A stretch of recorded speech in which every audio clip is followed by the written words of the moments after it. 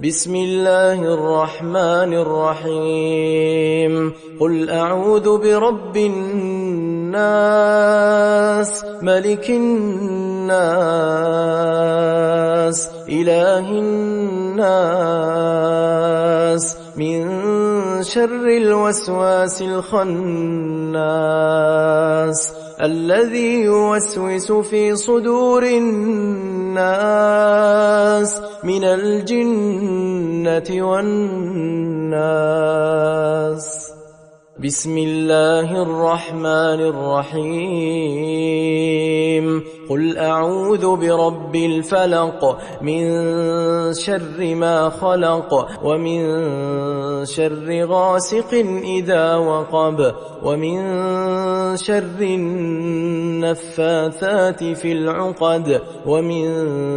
شر حاسد